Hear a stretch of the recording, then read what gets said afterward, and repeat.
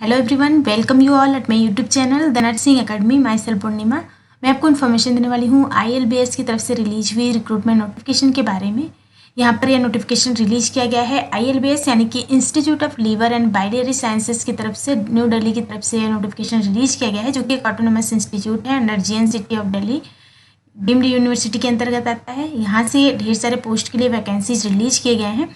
सो यहाँ पर हम बात करने वाले हैं कौन कौन सी पोस्ट के लिए वैकेंसीज रिलीज किए गए हैं, कितने नंबर ऑफ पोस्ट रिलीज किए गए हैं, क्या क्वालिफिकेशन आपको चाहिए अप्लाई करने के लिए, किस तरह से अप्लाई करना है, वो भी हम आपको साथ में बताते चलेंगे। तो यहाँ पर सबसे पहले आपको ऑफिशियल वेबसाइट पर जाना है। वेबसाइट पर यहाँ पर अनाउंसमेंट में जाना है। अनाउंसमेंट में आपको इस तरह से लिखा हुआ रहेगा, यहाँ पर आपको क्लिक करना है। न्यू पर क्लिक करेंगे तो यहाँ से आपको ऑफिशियल वेबसाइट का लिंक यहाँ पर खुल के आ जाएगा। कैरियर अपॉर्चुनिटीज यहाँ पर है, यहाँ पर आपको दिख रहा है कैरियर अपॉर्चुनिटीज में आपको जाना है। यहाँ से आपको नीचे जाना है। नीचे आपको इंस्ट्रक्शंस जो दिए हुए हैं उसको पढ़ते हुए, जो भी पोस्ट यहाँ पर कौन कौन से पोस्ट के लिए यहाँ पर अप्लाई करना है वो दिया हुआ है। तो यहाँ पर institute of liver and biliary sciences ILBS की तरफ से, जैसे हमने बताया कि वैकेंसी रिलीज किया गया है। सो इसमें यहाँ पर कॉन्ट्रैक्ट बेसिस पर ये पोस्ट रिलीज किए गए हैं। 4 ईयर के लिए ये पोस्ट रिलीज किया गया है। यहाँ पर जो भी सेलेक्टेड कैंडिडेट होंगे उनको 4 ईयर के लिए इंगेज किया जाएगा। फिर जैसा भी रिक्वायरमेंट होगा और जैसा भी परफॉर्मेंस रहेगा कैंडिडेट का, उसके अकॉर्डिंग यहाँ पर पीरियड ऑफ एंगेजमेंट एक्सटेंड किया जा सकता है। तो यहाँ पर यह कॉन्ट्रेक्चुअल बेसिस पर ILBS की तरफ से वैकेंसी रिलीज की गई है, जिसमें यहाँ पर कौन कौन से पोस्ट रिलीज किए गए हैं। तो इसमें ढेर सारे पोस्ट के लिए यहाँ पर वैकेंसीज रिलीज किए गए हैं, जिसमें यहाँ पर हम बात करेंगे स्टाफ नर्स की पोस्ट की। तो यहाँ पर ढेर सारे पोस्ट रिलीज किए गए हैं, जिसमें यहाँ पर नर्स मैनेजर की पोस्ट रिलीज की गई है। यहाँ पर आप देख सकते हैं नर्स मैनेजर की पोस्ट रिलीज की गई है। मैनेजर नर्सिंग, इसमें 1 पोस्ट रिलीज किए गए हैं। यहाँ पर नर्स मैनेजर के लिए 1 पोस्ट रिलीज किए गए हैं। अनरिजर्व कैटेगरी के लिए 1 पोस्ट कोड यहाँ पर दिया हुआ है 02। इसके अलावा यहाँ पर मंथली रेम्यूनरेशन की बात करें तो पे बैंड 3rd के अंतर्गत GP 6600 आपका पे लेवल यहाँ पर रहेगा। पे लेवल 7 के अंतर्गत यहाँ पर आपका मंथली रेम्यूनरेशन होने वाला है। यहाँ पर अपर एज लिमिट की बात करें तो 50 अपर एज लिमिट यहाँ पर रखा गया है, यानी कि 50 ईयर्स तक के कैंडिडेट अप्लाई कर सकते हैं। सो यहाँ पर फर्स्ट जो पोस्ट रिलीज की गई है नर्स मैनेजर की पोस्ट रिलीज की गई है। इसके अलावा और भी पोस्ट रिलीज किए गए हैं, जिसमें यहाँ पर जूनियर स्टाफ नर्स और स्टाफ नर्स की पोस्ट रिलीज की गई है। यहाँ पर नर्स फिजिकली हैंडीकैप्ड के लिए यहाँ पर रिलीज किए गए हैं। 08 पोस्ट कोड के अंतर्गत 1 पोस्ट रिलीज किया गया है, जिसमें पे बैंड 2nd के अंतर्गत GP 4600 आपका पे लेवल यहाँ पर रहेगा। GP 4600 आपका रेम्यूनरेशन, मंथली रेम्यूनरेशन आपको मिलने वाला है। यहाँ पर एज लिमिट जो रखा गया है, अपर एज लिमिट 35 ईयर्स रखा गया है। इसके अलावा जूनियर नर्स और एग्जीक्यूटिव नर्स की पोस्ट भी रिलीज़ की गई है। यहाँ पर 2 पोस्ट रिलीज़ की है। जूनियर नर्स के लिए यहाँ पर 2 पोस्ट रिलीज़ किए गए हैं। 08 यहाँ पर पोस्ट कोड है। और यहाँ पर मंथली रेम्यूनरेशन जो रहेगा वो पे बैंड 2nd के अंतर्गत GP 4200 के अंतर्गत आपका रेम्यूनरेशन मिलने वाला है। 33 ईयर्स यहाँ पर अपर एज लिमिट रखा गया है। इसके अलावा एग्जीक्यूटिव नर्स फिजिकली हैंडीकैप्ड के लिए यहाँ पर 2 पोस्ट रिलीज किए गए हैं और यहाँ पर पोस्ट कोड 09 रखा गया है। इसके अलावा यहाँ पर रेम्यूनरेशन की बात करें तो आपका monthly remuneration post band 1st और GP 2400 के अंतर्गत आपका रेम्यूनरेशन मिलने वाला है। यहाँ पर अपर एज लिमिट 30 ईयर्स रखा गया है। जूनियर एग्जीक्यूटिव नर्स की पोस्ट इसके अलावा रिलीज की गई है, जिसमें 3 पोस्ट रिलीज किए गए हैं फिजिकली हैंडीकैप्ड के लिए। यहाँ पर आपका मंथली रेम्यूनरेशन जो रहेगा, कंसोलिडेटेड पेमेंट आपका रहेगा 28,404 रुपीज़ पर मंथ। तो यहाँ पर ये सारे पोस्ट रिलीज किए गए हैं, जिसमें आपको किस तरह से अप्लाई करना है तो यहाँ पर फ्रंट में लिखा हुआ है अप्लाई पर आपको क्लिक करके यहाँ से अप्लाई कर सकते हैं। इसके अलावा और भी पोस्ट यहाँ पर रिलीज किए गए हैं। यहाँ से आपको अगर प्रिंट चाहिए तो प्रिंट भी आप ले सकते हैं।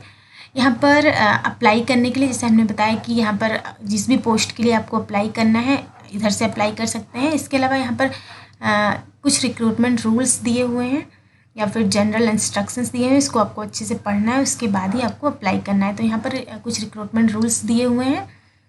रिक्रूटमेंट रूल्स यहाँ पर आप जाके पढ़ सकते हैं। यहाँ पर आप क्लिक करेंगे तो यहाँ पर रिक्रूटमेंट रूल्स दिया हुआ है, क्या क्वालिफ़िकेशन आपको चाहिए पोस्ट के लिए, क्या किस तरह से अप्लाई करना है, सब यहाँ पर दिया हुआ है।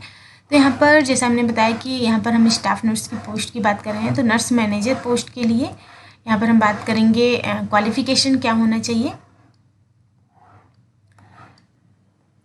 यहाँ पर मैनेजर नर्सिंग पोस्ट के लिए अगर आपने बीएससी नर्सिंग किया है और आपके पास 12 ईयर का एक्सपीरियंस है, जिसमें से 5 ईयर का एक्सपीरियंस आपका एज अ सीनियर नर्स है या फिर इक्विवेलेंट इन रेप्यूटेड हॉस्पिटल, तो आप अप्लाई कर सकते हैं। यहाँ पर आपके पास 12 ईयर का एक्सपीरियंस होना चाहिए और जिसमें से 5 ईयर का एक्सपीरियंस आपका एज अ सीनियर नर्स होना चाहिए रेप्यूटेड हॉस्पिटल में। यहाँ पर अपर एज लिमिट 50 ईयर रखा गया है।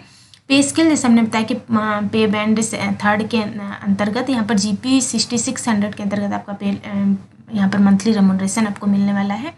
इसके अलावा जो पोस्ट रिलीज की गई है, जैसे हमने बताया कि सीनियर नर्स की जो पोस्ट रिलीज की गई है उसके लिए यहाँ पर क्या क्वालिफिकेशन चाहिए, तो यहाँ पर जूनियर नर्स के लिए, जूनियर नर्स की पोस्ट के लिए अगर आपने बीएससी किया है और आपके पास 3 ईयर का पोस्ट क्वालिफिकेशन एक्सपीरियंस है या फिर एमएससी नर्सिंग आपने किया है पैथोलॉजी में, तो आप अप्लाई कर सकते हैं। अपर एज लिमिट यहाँ पर 33 ईयर्स रखा गया है। पे स्केल यहाँ पर पीबी सेकेंड जीपी 4200 के अंतर्गत आपका यहाँ पर रेम्युनरेशन मिलने वाला है। इसके अलावा एग्जीक्यूटिव नर्स की पोस्ट के लिए BSc nursing with 2 year clinical experience है आपका, तो आप अप्लाई कर सकते हैं। यहाँ पर एज लिमिट की बात करें तो एज लिमिट यहाँ पर 30 ईयर्स रखा गया है।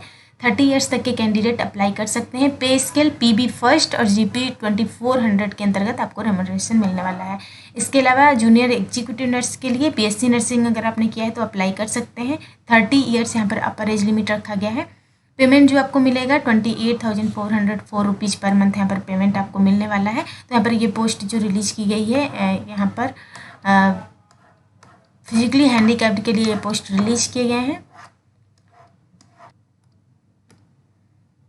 इसके अलावा यहाँ पर कुछ जनरल इंस्ट्रक्शंस दिए हुए हैं जो आपको अच्छे से पढ़ना है, उसके बाद ही आपको अप्लाई करना है। तो यहाँ पर जो भी पोस्ट रिलीज किया गया है या कॉन्ट्रेक्चुअल बेसिस पर रिलीज किया गया है, तो इनिशियल में यहाँ पर 4 ईयर्स के लिए इंगेज किया जाएगा कैंडिडेट को, जो भी सिलेक्टेड कैंडिडेट रहेंगे, जिसमें से प्रोविजन पीरियड जो रखा गया है 1 ईयर का रखा गया है।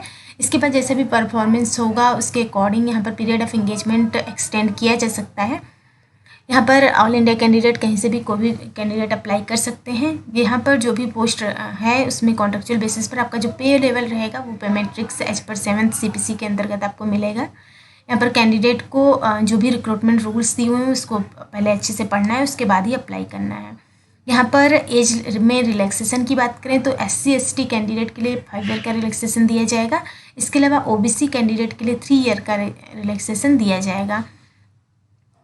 यहाँ पर और भी ढेर सारे यहाँ पर टर्म्स एंड कंडीशंस दिए हुए हैं, इंस्ट्रक्शंस दिए हुए हैं, आपको अच्छे से पढ़ना है और उसके बाद ही आपको अप्लाई करना है।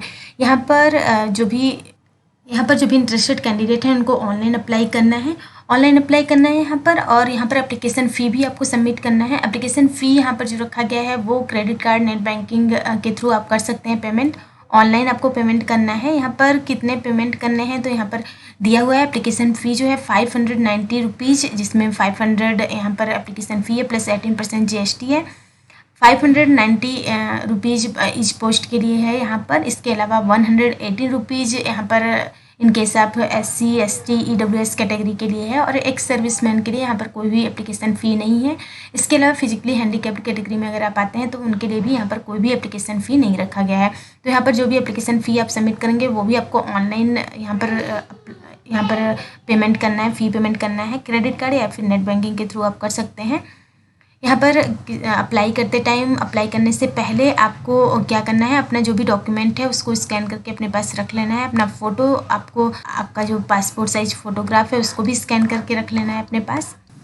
यहाँ पर जो भी एप्लीकेशन रहेंगे उनकी स्क्रूटनिंग होगी। स्क्रूटनिंग के बाद शॉर्ट लिस्टेड कैंडिडेट को इन्फॉर्म कर दिया जाएगा उनके इंटरव्यू, रिटन टेस्ट या फिर स्किल टेस्ट की डेट के लिए। तो यहाँ पर इन्फॉर्मेशन यहाँ पर एप्लीकेंट जो रहेंगे उनको इन्फॉर्म कर दिया जाएगा, जो भी शॉर्ट लिस्टेड कैंडिडेट होंगे। और फिर उसके बाद जो भी स्किल टेस्ट होगा, इंटरव्यू या फिर रिटन टेस्ट लिया जाएगा। उसके बाद जो सिलेक्शन कमेटी के द्वारा इंटरव्यू के बाद जो भी सिलेक्शन लिस्ट होगा वो भी आपको बाद में इन्फॉर्म कर दिया जाएगा वेबसाइट के थ्रू। तो यहाँ पर किस तरह से आपको अप्लाई करना है, तो उसके लिए आपको अप्लाई करने से पहले, ऑनलाइन अप्लाई करने से पहले आपके पास स्कैन कॉपी होना चाहिए self sign passport size photograph का, जिसमें कि आपका सिग्नेचर होना चाहिए। इसके बाद जो भी स्कैन फोटोग्राफ रहेगा उसकी साइज़ जो रहेगी 50 KB से 150 KB के बीच में होना चाहिए और सिग्नेचर की साइज़ 10 KB से 20 KB के बीच होना चाहिए। स्कैन फोटोग्राफ और सिग्नेचर जेपीजी, जीआईएफ या फिर पीएनजी फॉर्मेट में होना चाहिए। तो ये आपको अप्लाई करने से पहले ये आपके पास होना चाहिए स्कैन किया हुआ।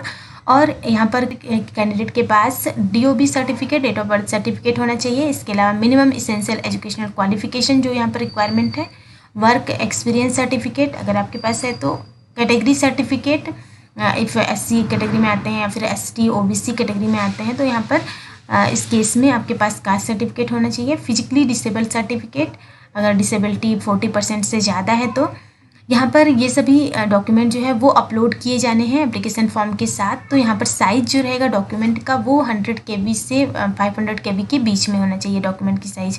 तो यहाँ पर ये सारे डॉक्यूमेंट आपके पास पहले से होने चाहिए स्कैन किए हुए। फिर आपको ऑनलाइन अप्लाई करना है। यहाँ पर ऑनलाइन अप्लाई ही करना है आपको। अप्लाई करने के लिए वेबसाइट यहाँ पर दिया हुआ है, इस वेबसाइट पर जाकर आपको ऑनलाइन अप्लाई करना है जैसे हमने बताया।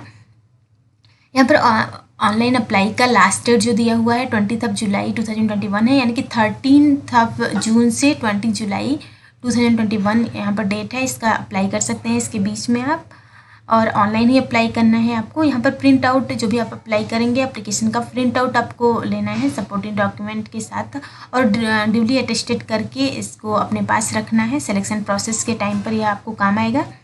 यहाँ पर जो भी फिजिकली हैंडीकैप्ड रहेंगे कैंडिडेट उनको अपना certificate, physically handicapped person with disability का सर्टिफिकेट भी उनके पास होना चाहिए। अगर आप गवर्नमेंट डिपार्टमेंट में एम्प्लॉयड हैं या फिर ऑटोनोमस बॉडी या पब्लिक सेक्टर अंडरटेकिंग है तो आपको यहाँ पर एप्लीकेशन के साथ through proper channel no objection certificate भी स्किल टेस्ट या फिर इंटरव्यू के टाइम पर आपको लाना रहेगा। सो यहाँ पर ये सारे इंस्ट्रक्शंस दिए हुए हैं जो आपको अच्छे से पढ़ना है, उसके बाद ही आपको अप्लाई करना है। अप्लाई करने का लास्ट डेट जैसे हमने बताया कि 20 जुलाई 2021 है, तो इससे पहले जो भी इंटरेस्टेड कैंडिडेट हैं उनको अप्लाई कर देना है। किस तरह से अप्लाई करना है तो हमने आपको बता दिया। यहाँ पर फ्रंट में अप्लाई लिखा हुआ है, अप्लाई पर आपको क्लिक करना है। क्लिक करने के बाद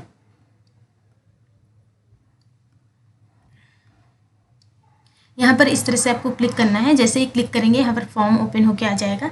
यहाँ पर रजिस्ट्रेशन फॉर्म है, यहाँ से आप अप्लाई कर सकते हैं। फॉर्म सबमिट करके आप लॉगिन कर सकते हैं। तो यहाँ पर इस तरह से आपको अप्लाई करना है। 20 जुलाई 2021 इसका लास्ट डेट है, इससे पहले आपको अप्लाई कर देना है।